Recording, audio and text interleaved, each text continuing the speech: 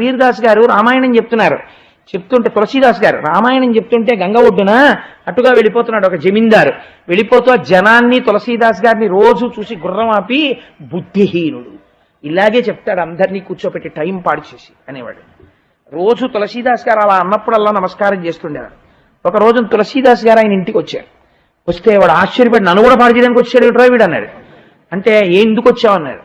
కూర్చోండి అనలేదు తులసీదాస్ గారిని. తులసీదాస్ గారు అన్నారు, అందరికన్నా నాకు నీ మీదే జాలిగా ఉంది. ఎందుకో తెలుసా, నీ వాళ్ళనుకుని నమ్మి అక్కడ రామాయణం వింటున్న వాళ్ళని కూడా తక్కువ అనుకుంటున్నావు.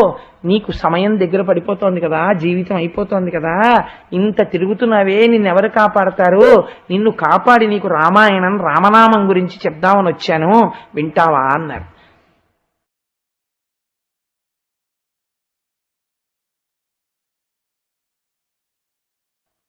వెటకారం ఆడాడు ఆయనతో. వచ్చే ఏడాది ఇదే రోజున కనపడి వింటానన్నాడు.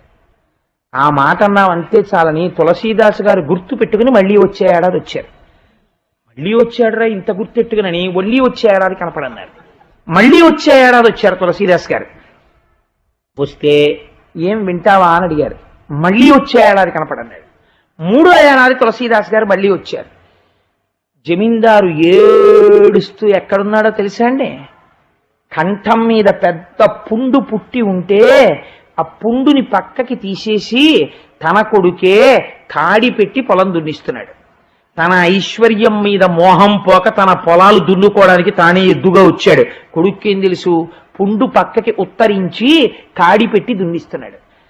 ఆ జీవుడు తులసీదాస్ గారిని గుర్తుపట్టి కన్నుల వెంట ధారగా ఏడుస్తూ చూశాడు. ఆనాడు మీరు రామాయణం చెప్తానంటే వినలేకపోయాను. వీళ్ళందరూ నేను తెచ్చిన ఐశ్వర్యమే అనుభవిస్తున్నారు. నేను మెడ మీద పుండుతో నాగలి దున్నుతున్నాను. చూశారా నా బ్రతుకు, పెరట్లో కట్టి ఎండుగడ్డి పెడుతున్నారు నాకని. అప్పుడు తులసీదాస్ గారు అన్నారు, ఇప్పుడు నేను చెప్పినా నువ్వు వినలేవు, ఎందుకంటే నువ్వు ఎద్దువి. నువ్వు మనుష్యుడుగా ఉండుంటే నేను నీకు రామాయణం చెప్పుండేవాణ్ణి. దాని అదృష్టం ఏమిటో, మనుష్య జన్మ విలువేమిటో నీకు తెలుసుకునే లోపల నీకు ఆ అవకాశం జారిపోయింది. కాబట్టి ఇంకా నువ్వు దానిని పొందలేవు అని చెప్పేశారు. అలా భగవంతుని యొక్క కథాశ్రవణం అనేటటువంటిది ఎప్పుడు చెయ్యాలో అప్పుడు మాత్రమే చెయ్యగలడు తప్ప ఎప్పుడు పడితే అప్పుడు చెయ్యలేడు కదా.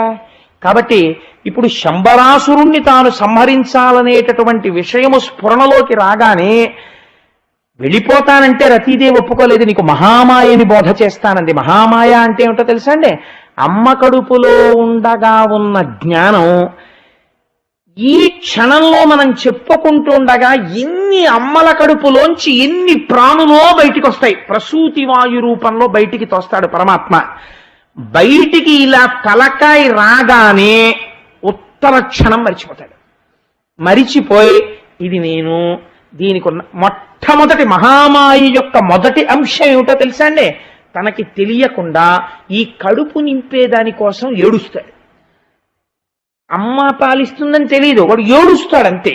అమ్మ పాలిస్తుంది.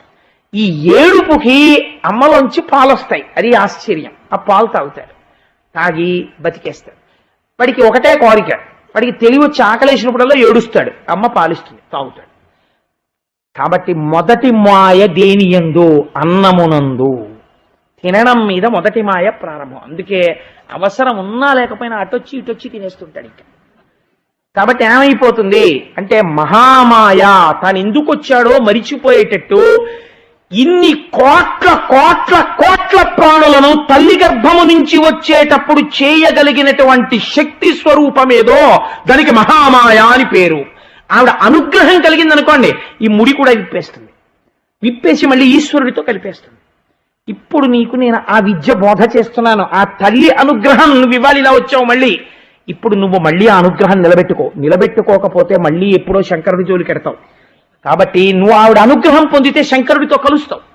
నువ్వు శంకరుడితో కలవాలి ఈ జన్మలో. అందుకనంటే నువ్వు మోక్షమును పొందాలి. నువ్వు శ్రీమన్నారాయణుడికి కొడుకువైనందుకు ఆ స్థితిలో నిలబడాలంటే ఇది తెలుసుకోవాలి. కాబట్టి నీకు మహామాయ బోధ చేస్తాను అని రతీదేవి మహామాయాతత్వాన్ని బోధ చేసింది. పొందాడు. పొంది ఉత్తర క్షణం బయలుదేరాడు. మహామాయ అన్న మాటకి నేను రెండో అర్థం కూడా చెప్పకపోతే చిన్న దోషం చేసిన వాడిని అవుతాను. మహామాయ అన్న మాటకు అర్థం ఏంటో తెలుసా అండి? హద్దు లేని కరుణ అని ఒక అర్థం నిఘంటువుల ప్రకారం.